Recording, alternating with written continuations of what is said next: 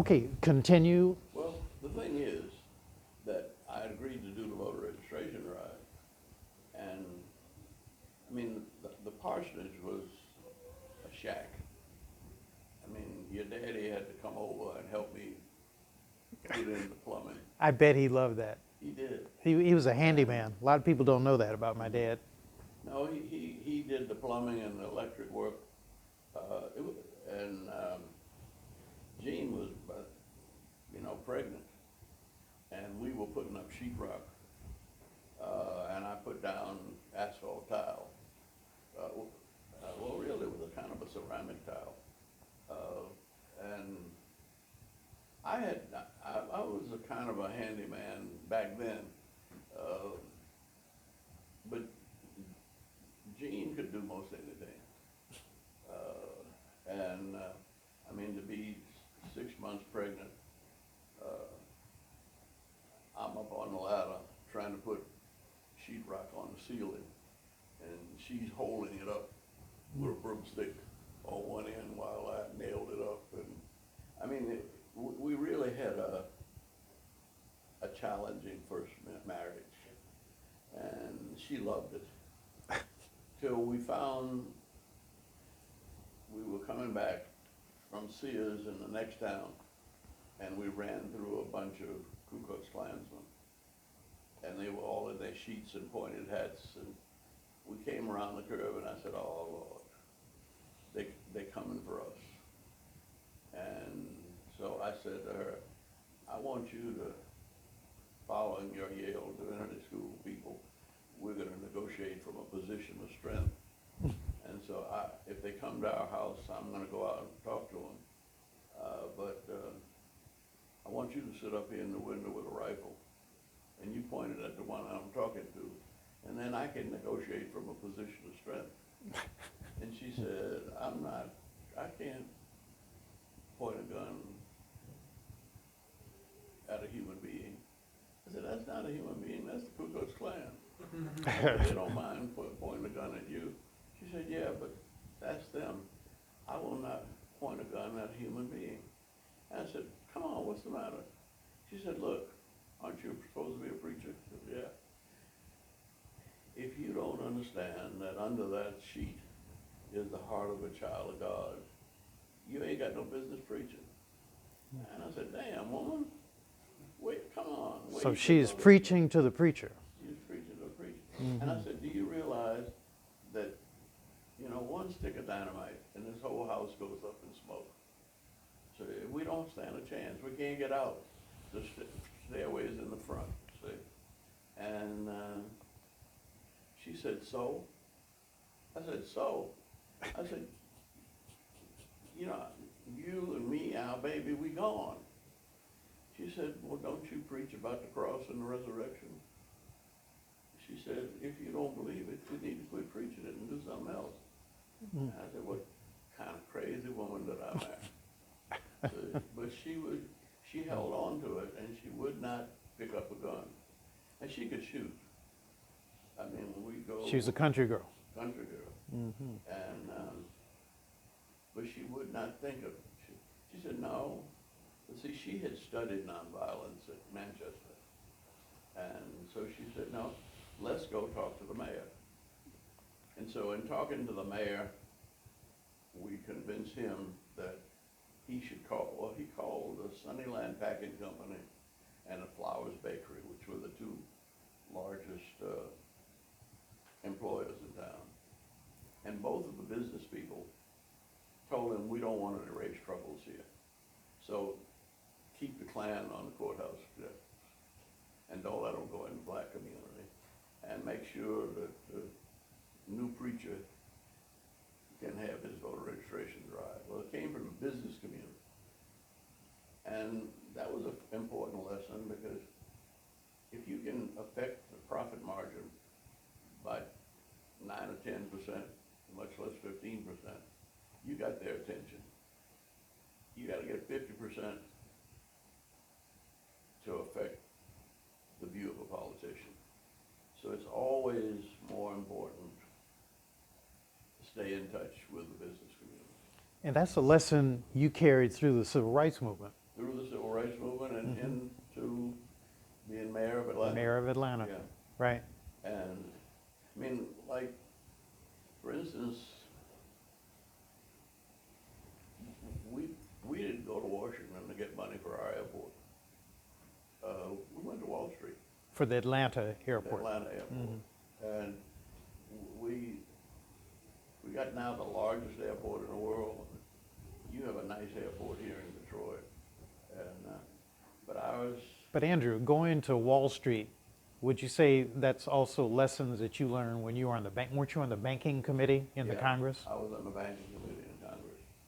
But I don't know, it just sort of happened that Ronald Reagan became president and he cut off money from the cities. But we needed money. And see, we put on the Olympics, we raised $2.5 billion privately, and used no government money. Now, that was when you were mayor? That was right after I left the mayor's office. But nothing that we did in town did we pay for with Wall Street, with Washington money, except the mass transit system. And so it was what I call public purpose capitalism.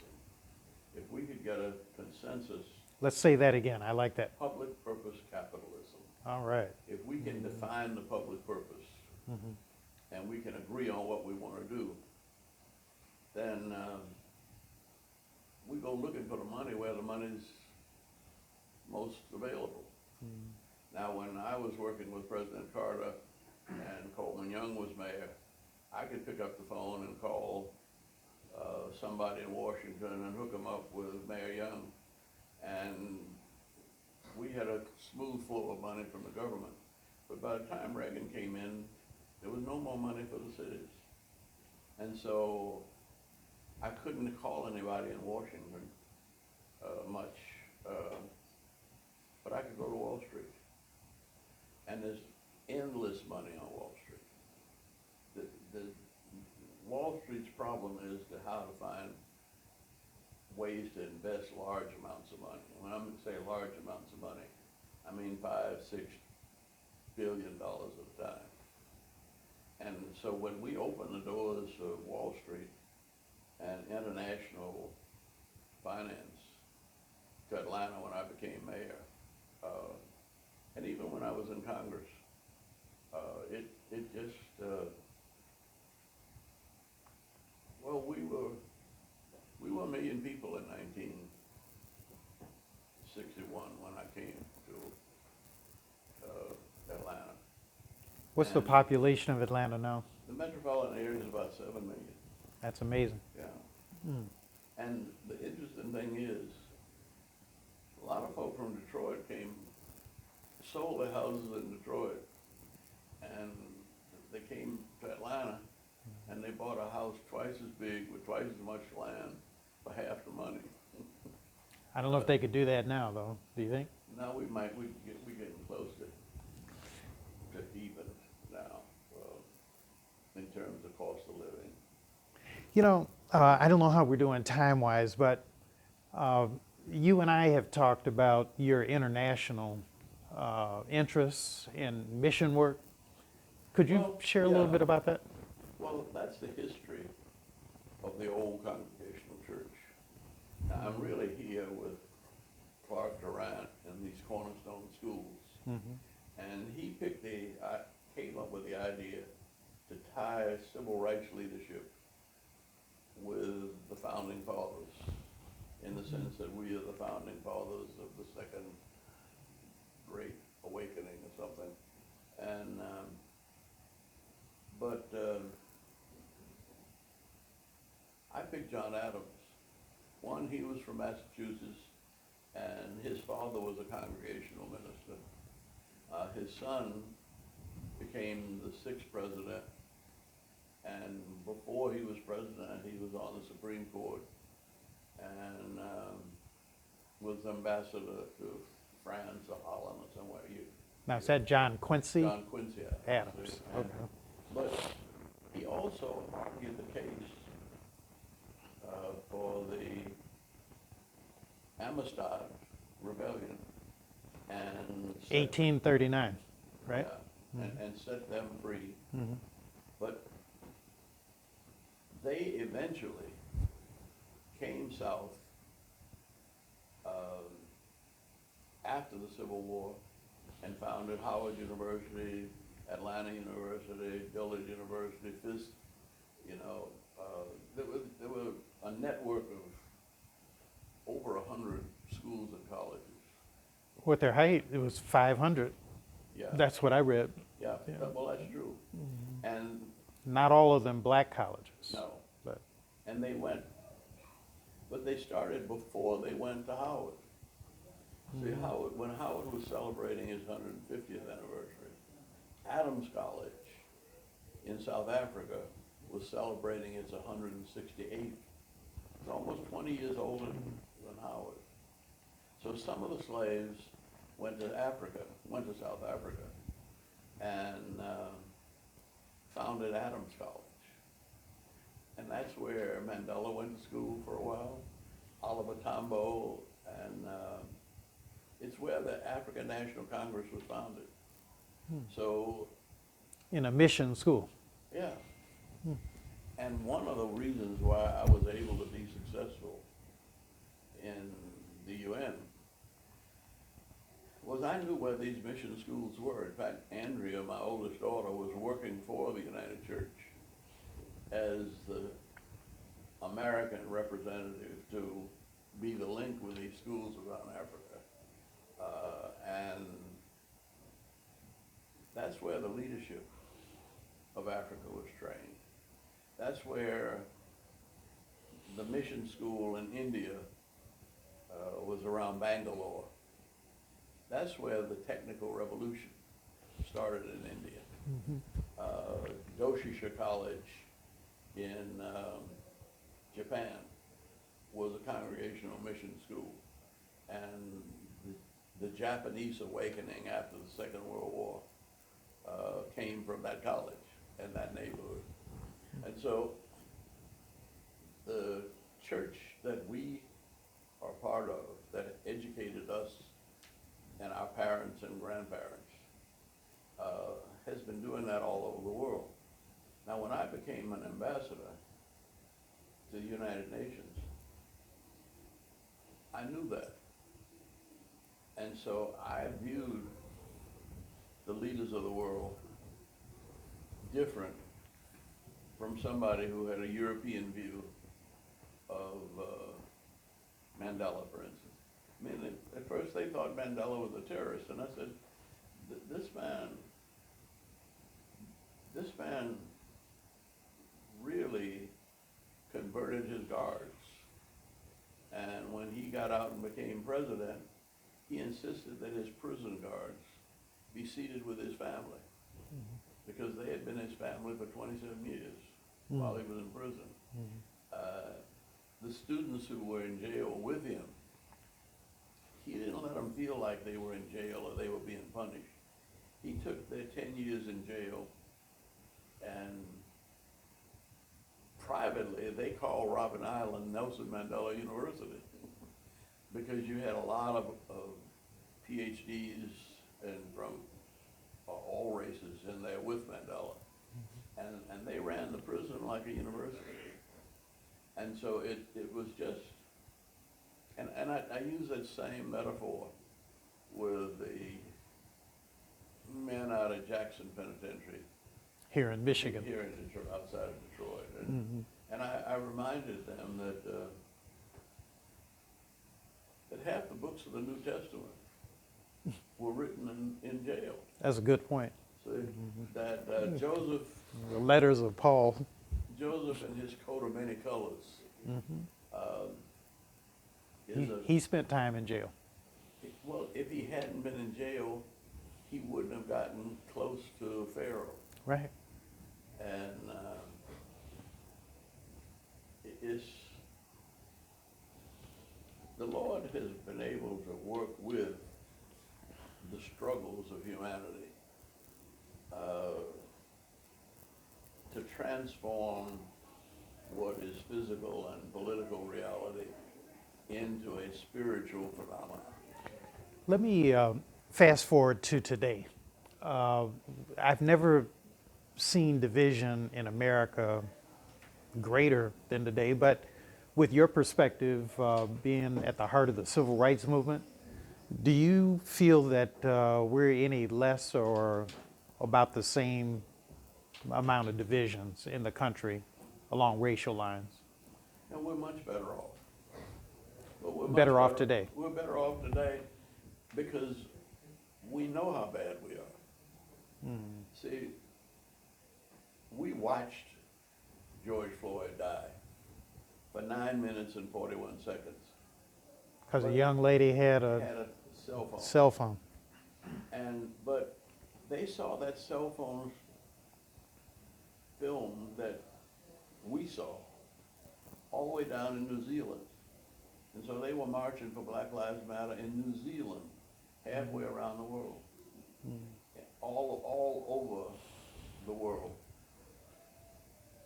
They were aware of the young man being killed in Brunswick, Georgia.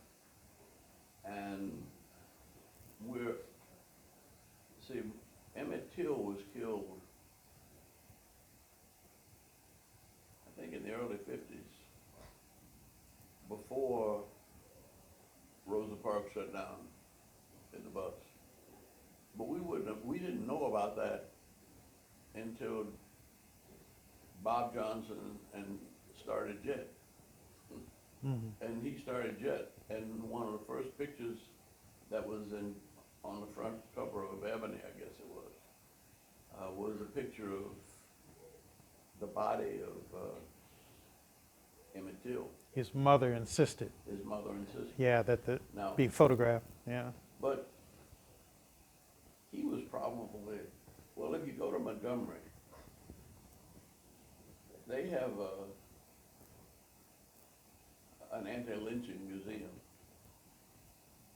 And they have these gold bricks that they hanging from the ceiling in memory of the lynching, lynched Negroes in the last decades or so. But it's close to 500. And so we're getting upset now because we know 4. But all my life, in your life, this has been going on and we didn't know about it. See? So I don't think of things as worse off. We just know how bad off they are now. Okay. And we have focused the interest, particularly of young people, but also old people. Young and old will get together. Now, that is bringing us further. When Dr. King started the civil rights movement, and your daddy was there with him in New Orleans in 1957 before he came here. A lot of people in Detroit don't know that. No. That my dad was actually one of the original signers And for in the fact, he served as the SCLC. secretary Right. for the first meeting. Right. And but their slogan was to redeem the soul of America from the triple evils of racism, war, and poverty. Now, the phase we're in now is poverty.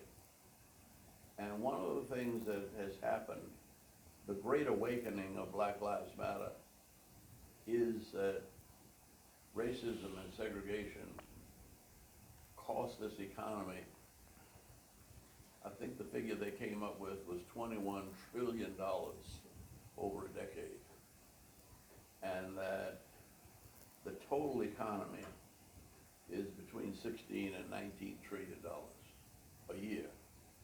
Well, if we are losing $21 trillion because of discrimination against minorities, women, and immigrants,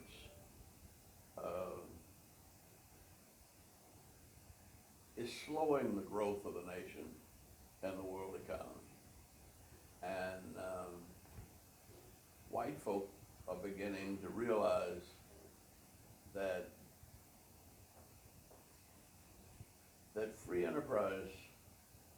like a growing pie. I mean, we got black folk doing pretty well in Atlanta, as we did pretty well here in Detroit in the 50s and 60s. But it's not taking anything away from white folk. It's making white folk richer too. For women to be vice presidents and presidents of corporations, That's and new. manage businesses. That's new. Yeah, Yeah. it's new, but look at the women who are starting businesses. Yeah. And who are running countries and who are running governments. Mhm. We've had two black female mayors that have done very well in Atlanta. And that bringing women into the equation,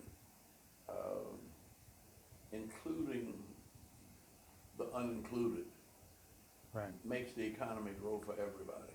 Yeah. Let's hold that thought right here. Okay.